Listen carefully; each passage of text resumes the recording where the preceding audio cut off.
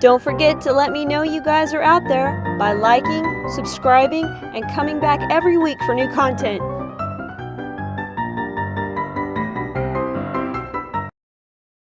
Hello, creeps. It is me again, Ryan, and sorry I'm holding my microphone. It's a long story I don't really want to get into right now.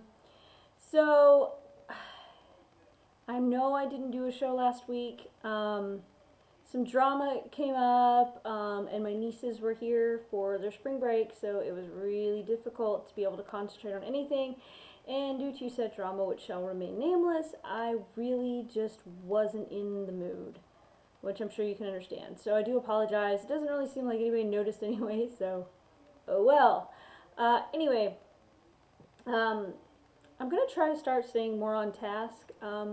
I might do little videos here and there for random things that either come up in my life or whatever. I have a bug story, but I'm not going to do it on this episode because, again, I'm trying to tighten it up and stay on task and stay focused so that you guys will stay interested and somehow still be able to go over the 10-minute mark. Yeah, I don't know how that's going to happen. So, I was a little lazy, I admit, when I decided to do this episode. But again, all the crap that's been going on right now, I just haven't felt like it or had time. Sorry. But today's installment is actually was going to be one of what I'm going to call Dinner Monster Rewind, where I take movies that I've seen in the past a lot of times, and I do reviews on them. But again, I was lazy, so sorry. So today's installment is going to be John Dies at the End. John Dies at the End is hard to explain because it's not 100% horror, it's not 100% science fiction, and it's not 100% comedy. It's kind of all three of those things, but because there are jump scares and there are many horror-related things, I decided I would do it as a horror thing. Also, while I'm thinking about it, I put a link down below to my Patreon.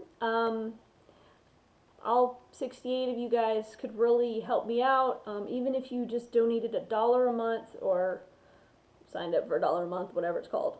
I have some really great, I guess you'd say, gifts or whatever for when you get higher, but I'm starting with $1 because not everybody can afford it.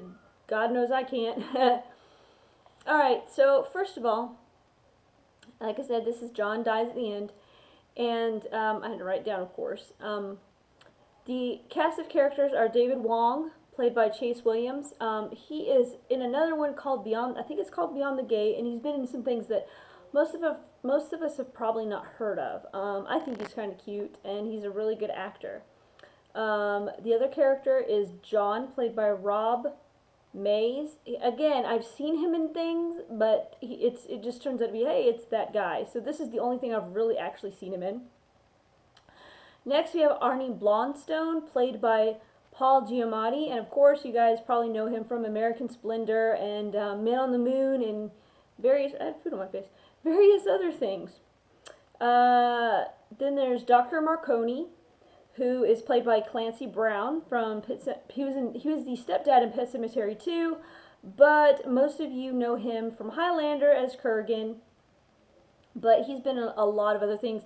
He's done animated series, and he's Mr. Krabs from SpongeBob, even though I don't really watch SpongeBob. Next we have Roger North. Now these are important, trust me, which is played by Doug Jones, who was in Pan's Labyrinth as the Fawn. He was Abe Sapien in Hellboy, and he's been in so many other things.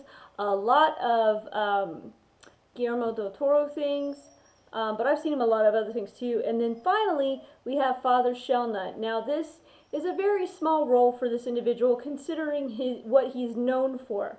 Now he was played by the late Angus Scrimm, whom horror fans will know as the tall man from the Phantasm series. And he's not recognizable. It's kind of weird because I was going through the IMDb and I was like, what? That's him? That doesn't even look like him. But it is. So, I don't know how to explain this movie. It is a fantastic movie. I will give you a little, I guess you would say, parental guide. Um, Moderate bad language, lots of nudity in certain parts. And my phone is going off because somebody's decided to call me. I keep getting this phone call from this phone number that is all zeros, and I don't know who it is, but I don't want to find out. I don't care. Obviously, it's not important. It's who knows what it is. Anyway, sorry. Again, back on a task. Let me just put my phone on airplane mode so I don't have to deal with that. And if you hear any whining and my dog is outside the door because he was a bad boy and pooped in my floor, and I didn't appreciate that too much. So anyway, so this movie, how do I explain this movie?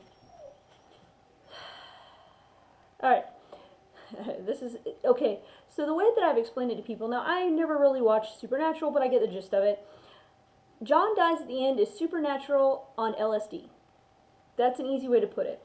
Because it does have like paranormal-esque stuff, or it could be alien stuff. Again, it doesn't really explain everything, but you don't really have to have it explain everything, so not a big deal.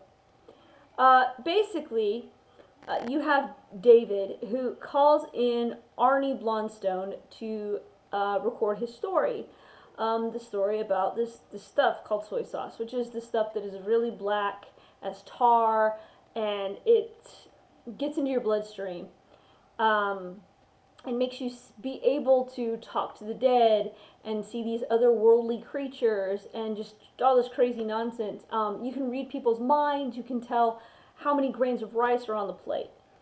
Stuff like that. So it makes you, I guess you would say it kind of makes you like hypersensitive or hyper aware of what's going on. So that's really crazy.